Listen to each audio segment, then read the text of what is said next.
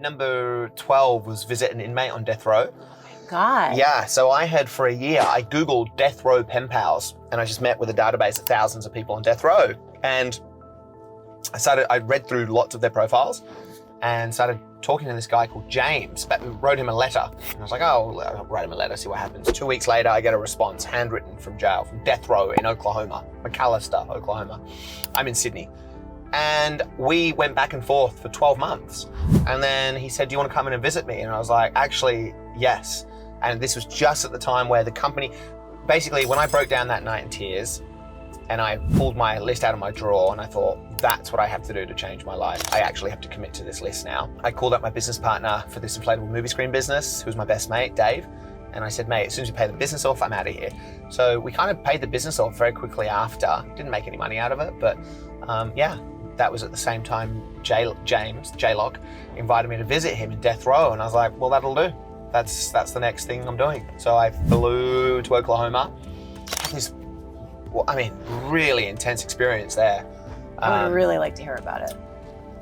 Well, I flew into Oklahoma City or something. I can't remember the name of the airport, and then got a rental car. I hadn't really spent too much time in the US at that point. I left, by the way, on my 28th birthday, 9th of June, 2009. I left for Oklahoma. Land, drive for 2 hours to McAllister, this tiny town. And I just see on this hill in the middle of town, like this glistening building, and it's all the barbed wire around this death row facility. And I go in and they take off, my belt, and they take all my phone and everything. And they just say, this is how you get to where you need to be to talk to J-Lock, to James. What did James do? I didn't know until I got there, but he denies doing it, but there was a baby killed. Yeah. He said it was his girlfriend. She said it was him. They couldn't really prove it. He was on death row. She was serving a lifetime sentence somewhere. So they both got punished for the crime, which was weird. So actually, since seeing him, he's off. He's now off. What do you mean off, out of jail? He's out of death row. He's now in a maximum security prison with no parole.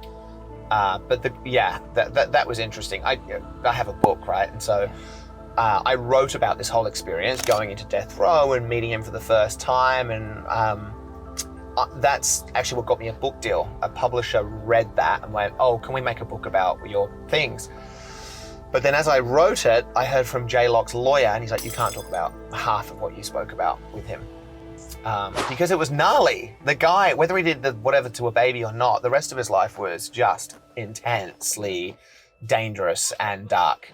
At one point, he was telling me a story, and I was like, have you killed someone? And he's like, I'm not telling you that. We're on the phone. So when I get there, they take all my things off. I walk through these, a door opens, I walk past it, closes behind me, and that happens 3 times. Then I'm 3 layers underground suddenly, and I'm in this room, and there's 6 windows, 3 on each side, with a little stool in front of each one.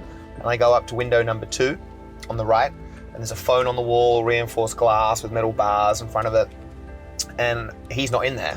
And I just sit there, and then he just comes in through the door on the other side and sits down in front of me, and we fist pump. Been chatting to this guy through the window, through the glass, onto the yes. glass. And I was there for 5.5 hours, and we went deep. We spoke about so many things. He introduced me to all his girlfriends. He got out a big envelope with all these photos, and they were just girls that he was chatting to who were all on the outside. And there must have been 15 women. He had more girlfriends than I did, and which didn't make me feel good. And then when I checked in, there was a lady who came in, and I was just making small talk and, who are you here to see, without realizing what that actually might mean. And she said, oh, I'm here to meet my husband. I'm like, oh, yeah, I'm sorry about that. And I'm like, what am I saying sorry for? He's probably in here for good reason. Anyway, I said, how'd you guys meet? And she went, oh, I just met him just writing, just pen pals. So a lot of women are attracted to a bad boy, right? And so they got married. So she was going in, and I said, how often do you come in? She's like, well, this will be the last time. He's getting killed tomorrow. And I was like, I sit down, I'm talking to J-Lock, and she's next to me talking to her dude. And I say to J-Lock, I'm like, what did the guy do?